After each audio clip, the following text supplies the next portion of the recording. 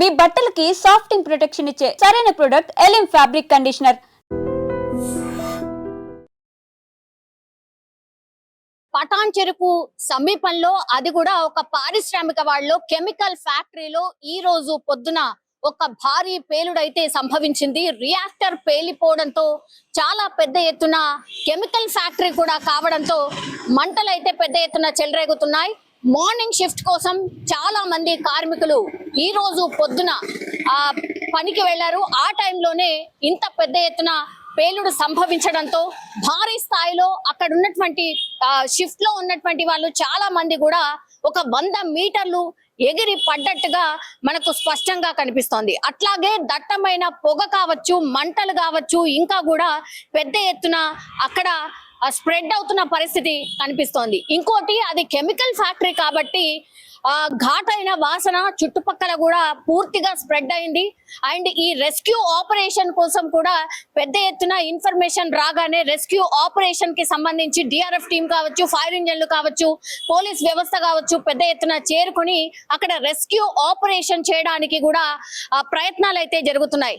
మనకు ఇప్పుడున్నటువంటి సమాచారం మేరకైతే 20 నుంచి 30 మందికి తీవ్ర గాయాలైనట్టుగా, అట్లాగే ట్రీట్మెంట్ కోసం సమీపంలోని హాస్పిటల్ కి తరలించినట్టుగా మనకున్నటువంటి ఇన్ఫర్మేషన్. అయితే డాక్టర్స్ ఆల్రెడీ వాళ్ళ దగ్గరికి అంటే హాస్పిటల్ కి తీసుకొని వెంటనే ఒక 5గురు అయితే చనిపోయినట్టుగా చెప్తున్నారు. అండ్ కాసేపటి క్రితం ఇంకో 5గురు కూడా మరణించినట్టుగా డాక్టర్లు అయితే నిర్ధారించినటువంటి పరిస్థితి అయితే కనిపిస్తోంది. సో టోటల్ 10 మంది ఇప్పుడు మరణించినట్టుగా మనకున్నటువంటి ఇన్ఫర్మేషన్. సో అతి పెద్ద పేలుడుగా భావిస్తున్నారు. అండ్ దట్టు ఒక కెమికల్ ఫ్యాక్టరీ కావడంతో అక్కడ ఉన్నటువంటి సమీప ప్రజలు కూడా ఆ ఘాటైన వాసనకి తీవ్ర ఇబ్బందులు పడుతున్నారు. వాళ్ళు ఇళ్ల నుంచి కూడా బయటికి దూరంగా వెళ్ళిపోయినట్టుగా కూడా చెప్తున్నారు. మనకు తెలుసు సిటీ శివారు ప్రాంతాలు కూడా ఆల్మోస్ట్ ఇప్పుడు కలిసిపోయినాయి. అంటే సిటీ శివారు ప్రాంతాల్లోనే ఇవన్నీ కూడా ఫ్యాక్టరీస్ ముందు ఉండేవి,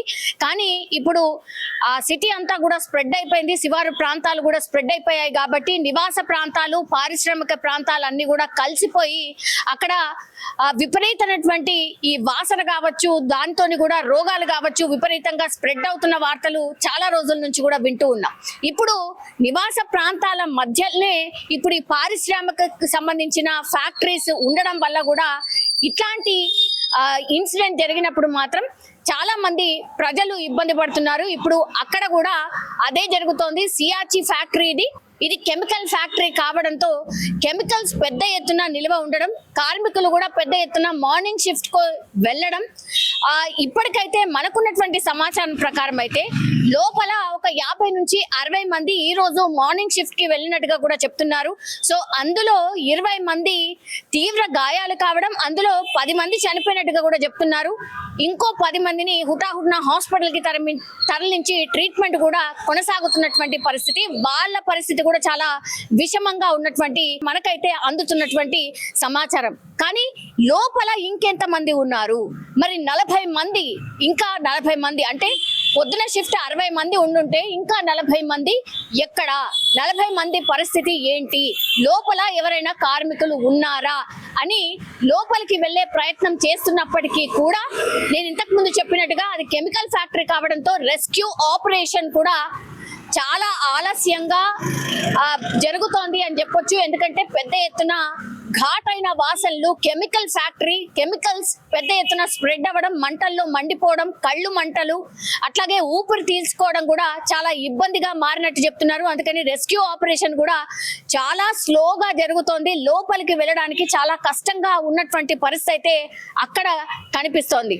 సో ఎవరు కూడా ఊహించి ఉండరు ఇంత పెద్ద ఎత్తున మంటలు చెలరేగడం, భారీగా పేలుడు జరగడం, మంటలు యాజ్ వెల్ యాజ్ మంటలను చల్లార్చిన కొద్దిగా అక్కడ పెద్ద ఎత్తున పొగ కూడా స్ప్రెడ్ అవుతోంది. ఈ రెస్క్యూకి సంబంధించిన టీం చేరుకోవడానికి కూడా కొంత సమయం పట్టింది. 4-5 ఫైర్ ఇంజన్లతోని ఇప్పుడు మంటలు ఆర్పే ప్రయత్నం అయితే కొనసాగుతోంది.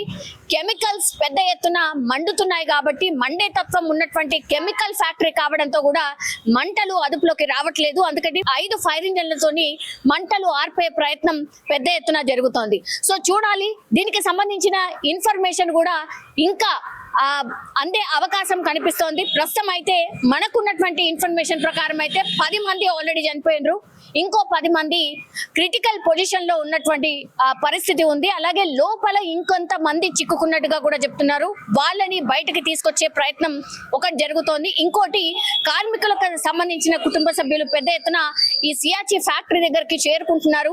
మా వాళ్ళ పరిస్థితి ఏంటి, మా వాళ్ళు లోపల ఉండిపోయినరు, బయట లేరు అన్నటువంటి మాట కూడా చెప్తున్నారు. పెద్ద ఎత్తున గాయాలయ్యాయి, కాళ్ళు చేతులు అట్లాగే కడుపు ఇవన్నీ కూడా అంటే పూర్తిగా కాలిపోయిన కొంతమంది పరిస్థితి అత్యంత దారుణంగా ఉంది. సో పెద్ద ఎత్తున బర్నింగ్ ఇంజరీస్ ఎవరికైతే జరిగినాయో వాళ్ళు చనిపోయినట్టుగా చెప్తున్నారు. ఇంకా చాలా మందికి బర్నింగ్ ఇష్యూస్ చాలా పెద్ద ఎత్తున ఉన్నాయి, వాళ్ళ పరిస్థితి కూడా విషమంగా ఉన్నట్టు చెప్తున్నారు. సో ఒక్కసారిగా హైదరాబాద్ లో ఒక పారిశ్రామిక వాడలో జరిగినటువంటి అతిపెద్ద ఇన్సిడెంట్, అతిపెద్ద భారీ పేలుడు చాలా విషాదాన్ని నింపిందని చెప్పొచ్చు.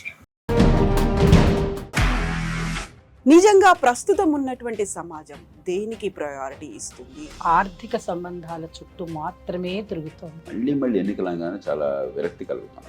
మంచి అనిపిస్తుంది కదా, లేడీస్ కూడా ఛాలెంజింగ్ జాబ్స్ చేసినప్పుడు చాలా బాగుంటది. ట్రాఫిక్ అసిస్టెంట్స్ గా నియమించిన ట్రాన్స్జెండర్స్ అందరితో సాల్యూట్ చేయించుకుంటున్నారు. ఫుడ్ డెలివరీ ఇవ్వటానికి వెళ్ళినటువంటి డెలివరీ బాయ్ అనిల్ పై కళ్ళ ముందు